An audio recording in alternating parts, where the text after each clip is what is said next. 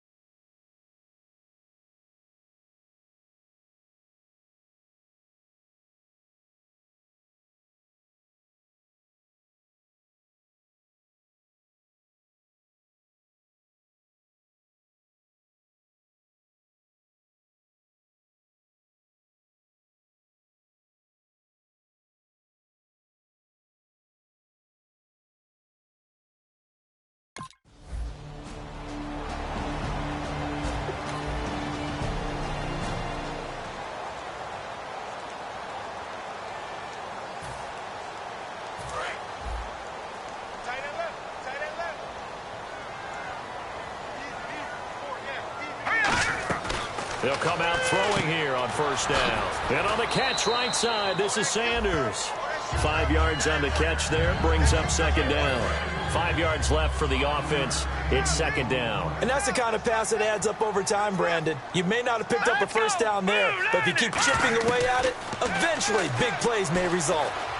Flushed out right. Throwing right side, that's complete. Demaryius Thomas. It's an 8-yard pickup and leads to a new set of downs. Looked like the defense put pretty good pressure on him, but he's able to flush out to his right to try and evade people. On the run, had to get on his horse. Still accurately throws a nice pass for a first down.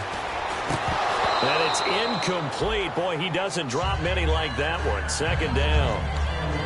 We know it's not an easy job to go out and catch passes when people are trying to tackle you and knock the ball away.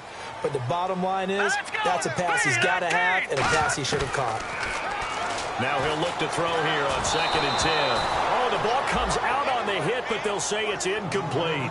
It's a tried-and-true formula, and I don't think it'll change for as long as we play football.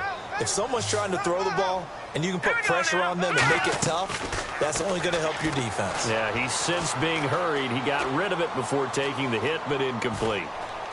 Into a double team, and it's intercepted. A great read, and it's picked off. And his crew will take over with a football.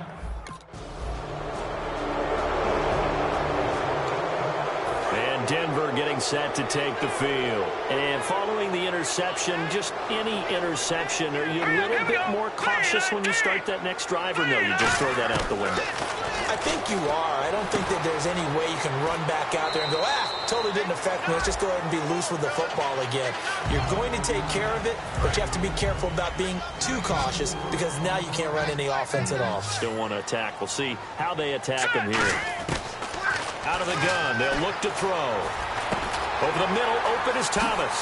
And able to get this one across the 45 before he's brought down.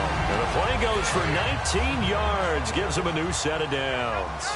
One thing I can say pretty safely, that route is not called if you don't have a guy who can throw the ball and put some mustard on it. Because if you're going to lollipop it in the middle of the field, bad things usually happen. It takes a strong-arm guy who can rifle it in there, and they were able to successfully complete that one. All right, say it with me now. There are a lot of different words we come up with. Maybe we go back and forth after that play, getting his toes tapped down to make that catch. Crafty. Yep. Wiley. Oh, definitely. All the veteran names. You name it. Has every move in the book and continued to get better throughout his career so he can make that type of a catch. And there's a completion to the tight end. And look at the size of these players nowadays. At that spot, 6'4", 6'5", and up. A lot of guys used to be basketball players.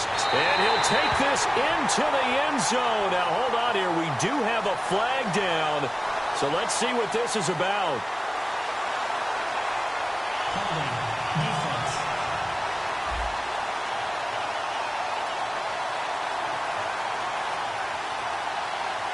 And with the big game.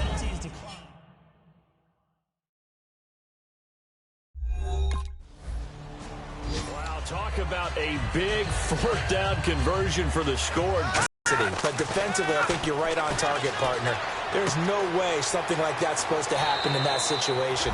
You're supposed to be able to shut that down and get the ball back for your own team. Instead, they give up not just a big play, but a touchdown. Second down now after the pass completion.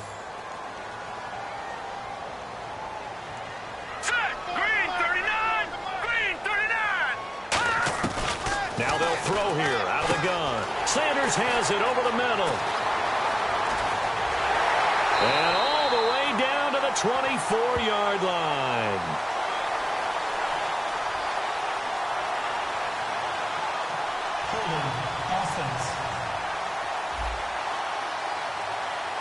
So he got his hands a little too far outside. The ref caught him, threw the flag. They'll wind up losing a full 10 yards on the play. And that'll make it 2nd and 12. They'll set up to throw. Looking downfield, and that's caught right side. He's got his man. That one goes for 13 yards, and it moves the sticks. Sometimes it's designed, and sometimes you just have to know when to leave the pocket and move and make something happen. Now, that player is able to get on the run and was still accurate throwing the football. Call it no gain on the play, and it'll be 2nd down. Big boys down there in the trenches, and a nice play to stop them cold. Nothing there. Yeah, when you talk about big boys, you're talking about those defensive tackles, those nose tackles. They're not just big. They're immense, and what a big-time play there. Back to throw now on 2nd and 10. The Bengal pressure gets him that time. Down he goes. That winds up pushing him back 11 yards on the sack. And that'll bring up 3rd. And I know it seems like we say this a lot in broadcast booths, but a quarterback can hold on to the football too long in these situations. I think he did right there. Oh, I agree with you totally. Sometimes you have to understand situations. Get rid of the football. Save some yardage. Can't get away, and he's taken down. Geno Atkins. He's the one that... And Denver getting set to take the field. And a tight game after punting last time. See if they can get something going on this drive. As they head to the field now, with a game this close, you've got to feel there's a sense of urgency for them going on offense right now. But they have to do it without letting panic creep in and affect their play. 2 minutes remain here in the first half. Back to Denver right after this. Now a shotgun snap as they'll look to throw. And that one got tipped, kind of threw everything off. It brings up 3rd. Well, we're not playing 3 yards in a cloud of dust football anymore. I kind of get why those old school coaches sometimes didn't want to throw the football. Because if it's popped up in the air, it almost turns into slow motion. And both sides trying to get to the football, and you're holding your breath wondering whether it's going to go good or bad for your team. But he will have a man, Demaryius Thomas. Call it a gain of 10, and they pick up the first.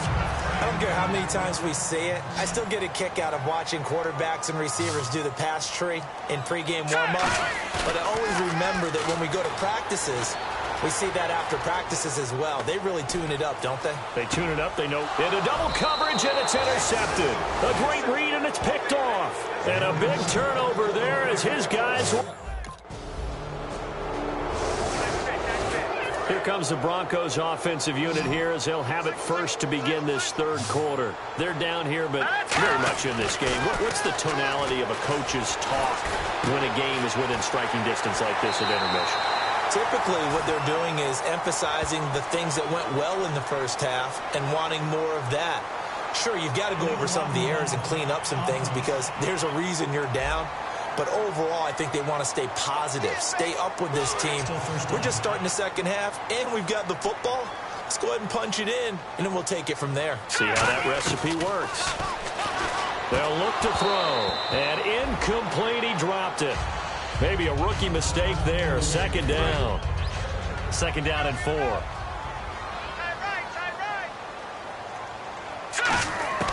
From the shotgun, he'll look to throw.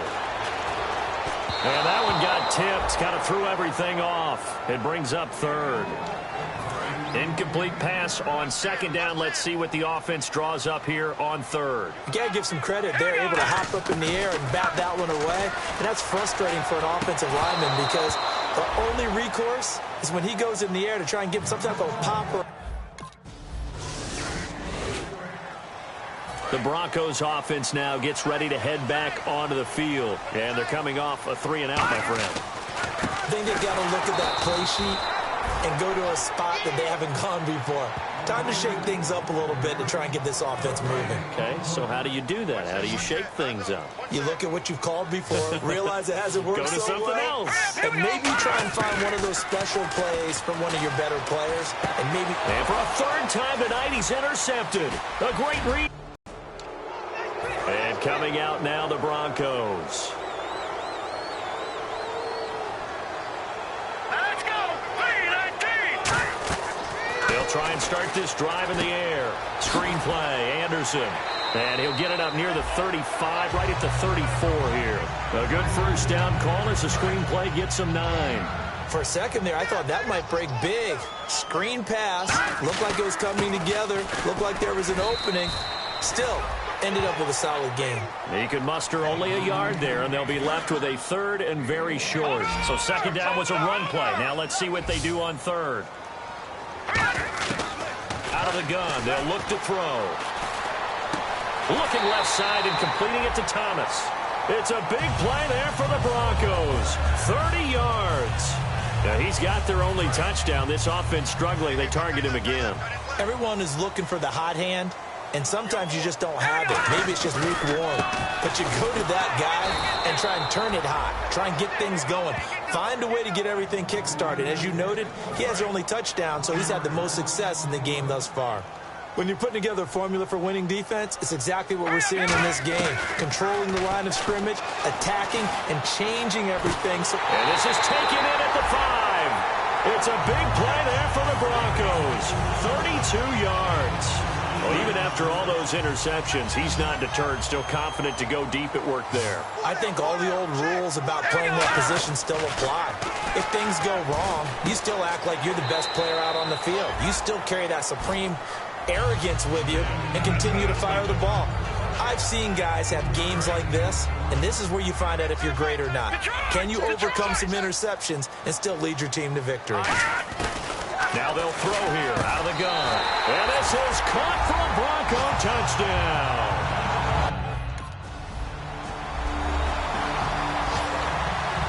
The Bronco offense now set to come back out onto the field. And that last drive, a long drive, but not just that. They had a great air attack going. Do they stick with that?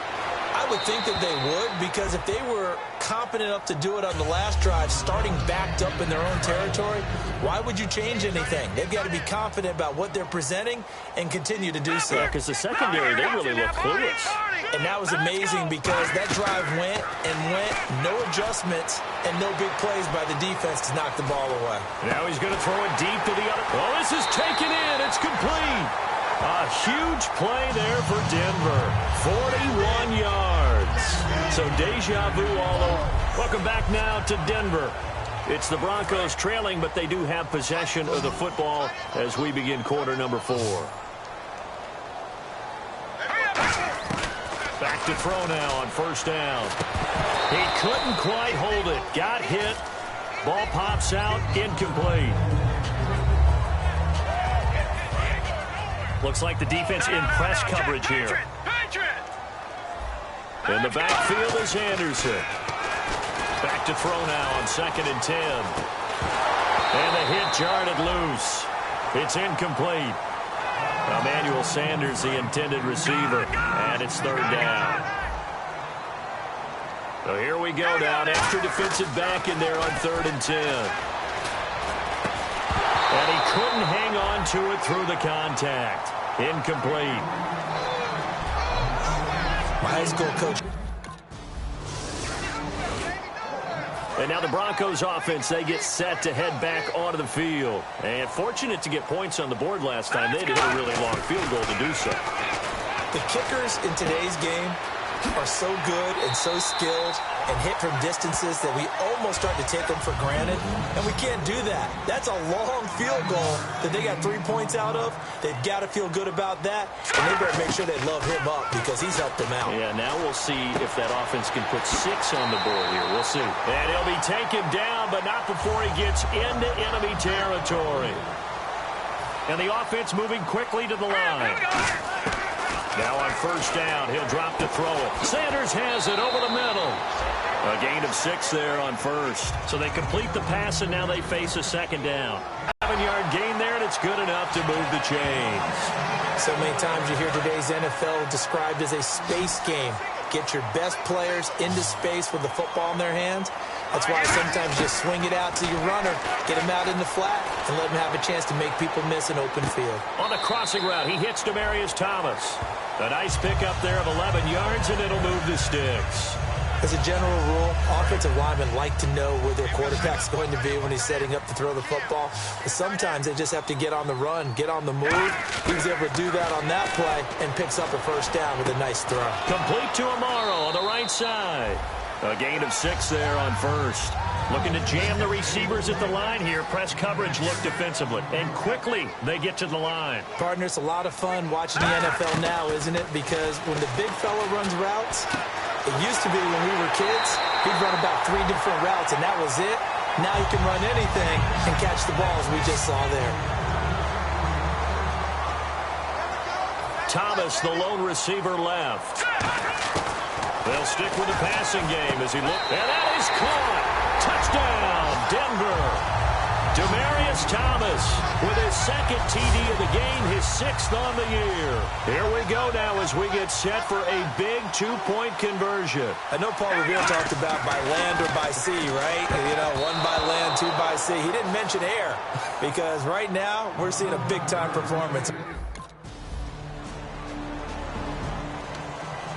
And Denver getting set to take the field. Last time they were out, they scored. Still trailing here, though, so some work to do. But it's okay in terms of mindset. Because they scored the last time, they're not quite as worried about being down on the scoreboard because now their confidence is a little bit higher. They feel like they got something going, and they feel like they can attack again and put more points on the board. Are you scoreboard watching if you're the offense, or are you just focused on this drive? We wouldn't be telling the truth if we said that they didn't scoreboard watch. Everyone does it to some extent. But you've got to set it aside right now and just focus on this series. That'll take care of the scoreboard if they punch it into the end zone. And with that last play, he's now up over that 300-yard mark. And in today's NFL, it almost feels routine. And I hate that when you talk about a 300-yard passing game. To me, 300 yards still signifies excellence, and he's achieved that in this performance. They'll drop to throw.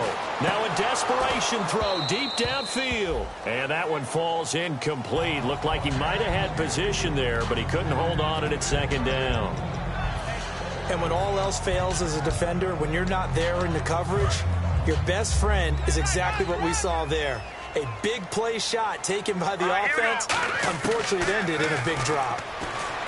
Now he'll look to throw here on 2nd and 10. Got a man complete. It's the tight end Amaro. 5 yards on the pickup, and they're going to have a 3rd down. 3rd down now following the completed pass. Short play like that in this situation this late, that's a win for the defense. No doubt. I remember something Coach Madden used to talk about all the time. Sometimes you can't just take what the defense gives you. This is caught inside the 15. A gain of 39 that time. And they're going to speed things up here. They'll look to throw now on 1st down. His throw incomplete. 2nd down here after the incomplete pass.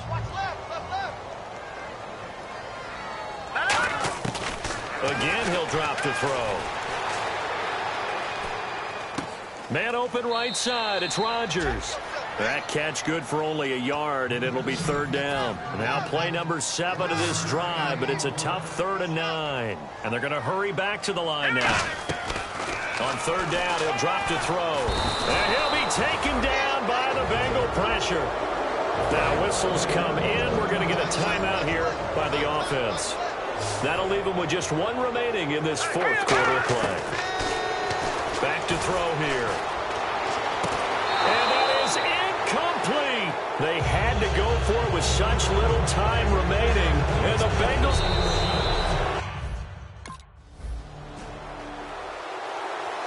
A lot